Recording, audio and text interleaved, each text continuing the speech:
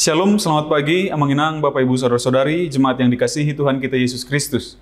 Kita kembali bertemu di Renungan Pagi HKBP Denpasar untuk edisi hari ini, Senin 7 Juli 2025. Sebelum kita mendengarkan firman Tuhan, marilah kita bernyanyi terlebih dahulu. Kita bernyanyi.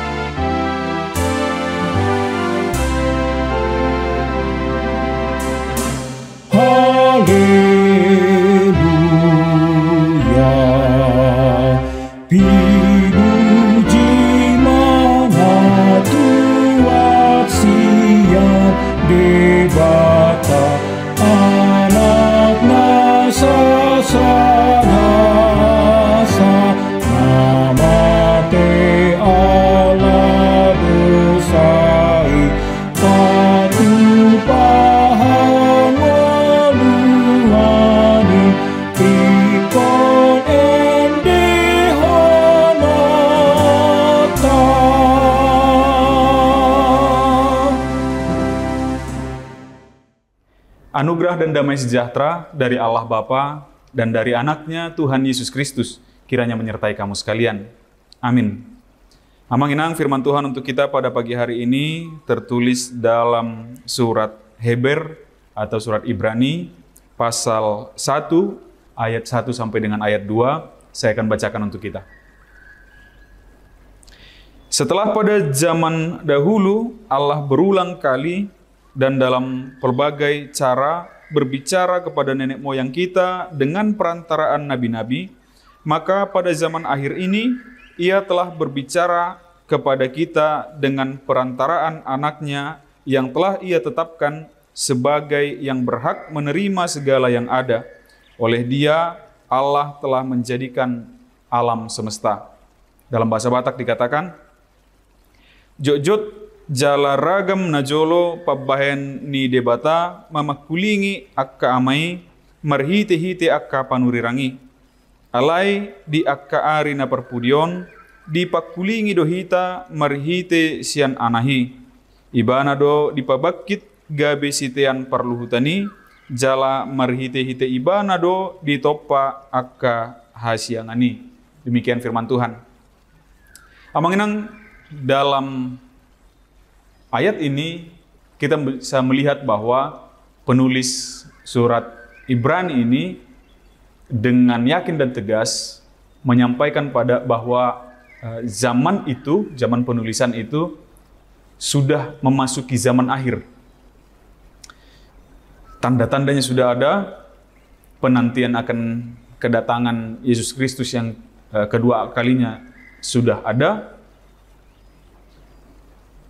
Dan kita tinggal menunggu hari yang terakhir.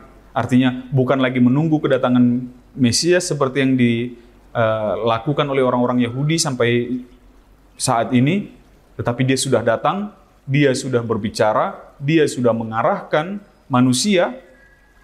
Yang kita tunggu adalah kedatangan yang terakhir. Untuk melihat orang-orang yang setia dengan apa yang telah disampaikan oleh Mesias itu. Jika pada zaman dahulu yang diutus Tuhan adalah para nabi, jika pada zaman-zaman sebelumnya, secara khusus pada zaman perjanjian lama, yang diutus oleh Tuhan adalah para nabi, artinya mereka menyampaikan perintah atau firman yang diperintahkan oleh Tuhan itu sendiri dengan interpretasi mereka sendiri.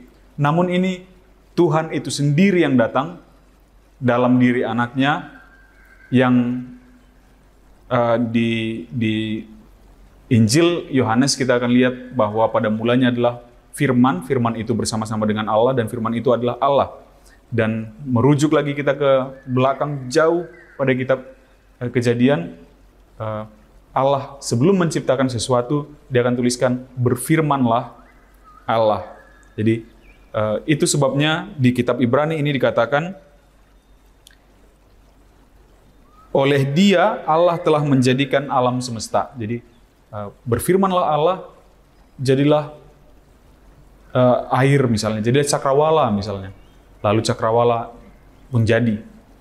Maka tanpa firman Allah tidak ada yang jadi, atau firman Allah itulah yang dipakai oleh Allah, atau dengan firman-Nya lah Allah menciptakan segala sesuatu, dan firman itulah yang menjadi manusia dalam diri Yesus Kristus.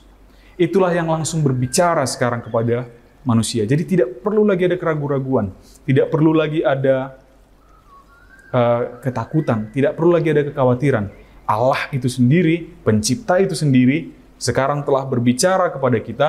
Dia telah mengajak kita, menuntun kita kepada arah yang jalan yang seharusnya kita jalani untuk menuju kepada keselamatan. Jika pada zaman dahulu, kepada nabi-nabi yang kita tidak tahu, misalnya ada di antara mereka yang adalah nabi-nabi palsu, ada yang katakanlah seperti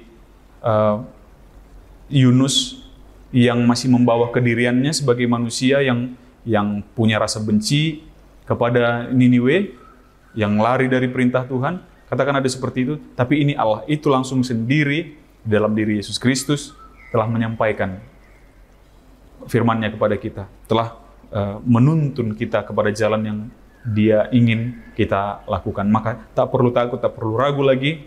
Amanginang, mari kita ikuti perintah-perintah Yesus itu di dalam kehidupan kita. Mari kita ikuti jalannya, teladan yang telah ditunjukkan oleh Yesus Kristus untuk kita ikuti, untuk kita jalani, untuk kita lalui. Karena itulah satu-satunya jalan kita untuk menuju keselamatan, untuk menuju ke dalam kerajaan Allah pada akhirnya. Tidak perlu berat, tidak perlu susah memikirkan kapan kiamatnya, kapan atau melihat tanda-tanda. Lihatlah perang ini antara ini dan ini, perang ini dengan ini, sifat-sifat orang yang seperti ini dan seperti ini. Itu sudah ada sejak zaman Yesus pun sudah ada begitu. Zaman akhir sudah dimulai sejak kala itu, dan kita sekarang sedang berada di dalam proses zaman akhir itu. Maka tetaplah berpegang teguh di dalam iman kita kepada Yesus Kristus, karena ialah jalan kita ke dalam keselamatan. Amin. Kita bersatu dalam doa. Ya Allah Bapa, kami mengucap syukur atas penyertaan-Mu kepada kami hingga pada saat hari ini. Terima kasih firman-Mu ya Bapa, yang mengingatkan kami kembali bahwa Engkau sendiri ya Bapa telah berbicara kepada umat manusia melalui anak-Mu, Tuhan kami Yesus Kristus. Untuk itu, ajarkan kami ya Bapa, kuatkan kami melalui Roh Kudus-Mu, agar kami mampu mengenal, memahami, meneladani, dan mengikuti jalan yang telah diteladankan oleh anak-Mu Tuhan Yesus Kristus untuk kami lewati di penghujung zaman ini. Namun untuk itu ya Bapa, sepanjang hari ini pun kiranya Engkau tetap sertai dan lindungi segala perjalanan, pekerjaan, aktivitas, dan rencana kami. Kiranya semuanya dapat berjalan dengan baik, penuh sukacita, dan nama-Mu dipermuliakan melalui kami pribadi lepas pribadi. Terpujilah Engkau ya Bapa, di dalam nama anak-Mu Yesus Kristus kami berdoa dan mengucap syukur. Amin. Demikian renungan pagi kita untuk hari ini, Manginang. Sampai jumpa di hari esok. Selamat beraktivitas. Tuhan memberkati. Horas.